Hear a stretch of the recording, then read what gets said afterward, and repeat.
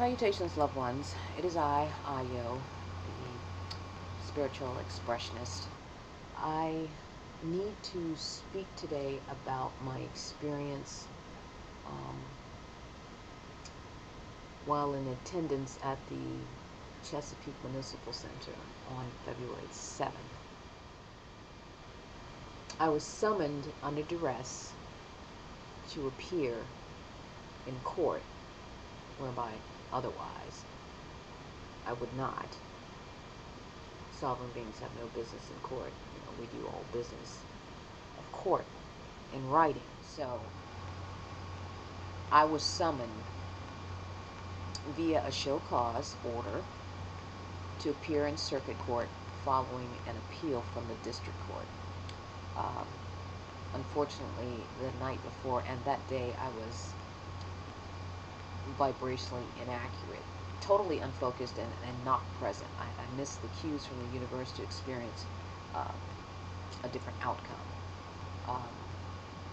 I was supposed to be there at 9:30 and left in plenty of time, but first thing in the morning, a car crash. Had traffic backed up from Greenbrier to Hampton. So I ended up being about 10 minutes late. I show up to the courtroom. The room is locked, so I'm thinking the session has not started yet.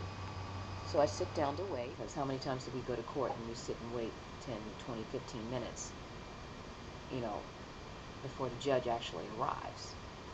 After a few minutes, a deputy and his company comes and unlocks the door. They go in and come back out. I ask the deputy, is the courtroom now open? He says no and locks the door. I wait a few more minutes.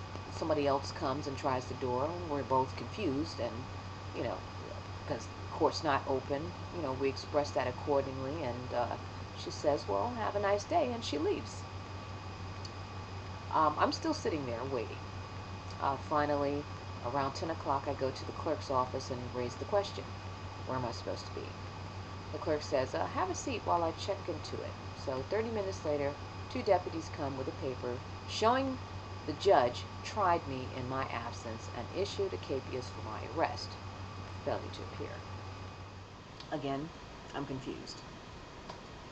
I ask, how is that possible? I'm here.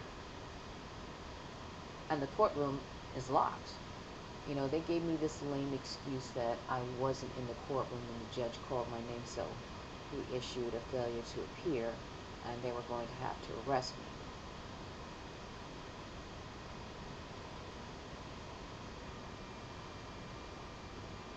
That was suspicious in nature all around, and I'm still questioning that whole scenario. There were 10 people on the docket, including myself, and court was concluded in 10 minutes? Within the 10 minutes that I was late, that was odd. The docket showed I was to be present at 9:30. When I get there, the doors are locked. Strange indeed. So I was basically abducted against my will. They ignored my protest and initiated force to incarcerate me in their underground dungeon. I was unjustly held from February 7th until February 24th, close to midnight.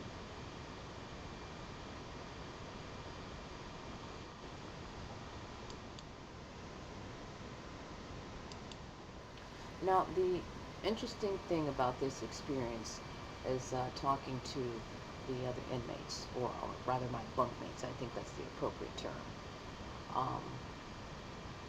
I talked to all of my bunkmates and a few other women that I came across, in the jail.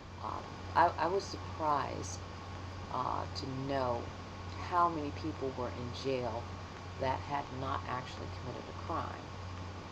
Me, I was in jail for being late under the color of an additional charge of failure to appear. One woman I met said she was jailed because her son didn't want to go to school. Another woman, was in there because she said she had missed a car payment I didn't get all the specifics on that because I'm trying to figure out how that happened.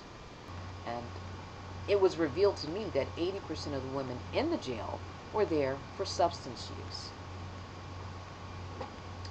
The jail was full of women who were charged with drug use.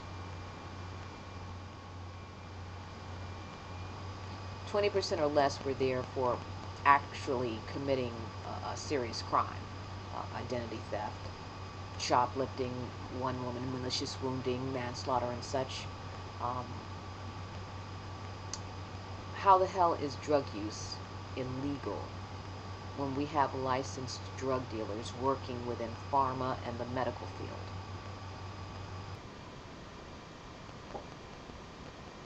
That bears question. Now, my understanding is that drug dealers who are not licensed are the ones who commit crimes, not the users. And certainly not people who show up late for court or, support their children's decision not to go to school or miss car payments or are unable to pay fines. Chesapeake Municipal Center is out of control, is out of control, is out of control. Chesapeake Municipal Center is out of control, is out of control, is out of control, is out of control, is out of control, trampling over the constitutional birthrights of the people. I want the Chesapeake Municipal Center reformed to present that of an institution that benefits the community rather than be a hindrance as it is now. Every resident is sovereign, whether you know it or have forgotten it. We have been conditioned in this hierarchical mindset for so long that we don't even remember being a sovereign people. I want the Chesapeake Municipal Center reformed because from what I witnessed in the correctional facility, it was not a correctional facility. It was not a correctional facility. It was not a correctional facility at all. The mass of the inmates have been there before on several occasions and were well acquainted with everybody. Well acquainted with everybody in the jail, inmates as well as deputies or sheriffs or whatever their titles are. Repeat offenders, so to speak. I prefer to call it what it is, repeat offenders, because if you don't commit a crime, how can you be an offender?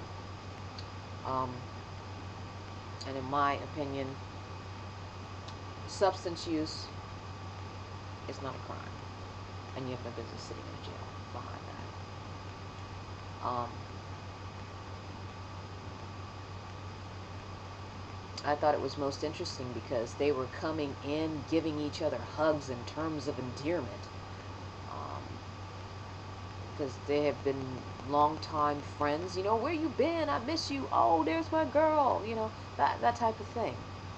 Now, if this were truly a correctional facility, I would imagine they would have no repeat offenders. So Chesapeake Municipal Center is obviously doing things inaccurately, seeing how they turn out. No results other than increasing their banking and transactions. There were more people coming in than going out. That was mind-boggling and at least I say offensive. Now, if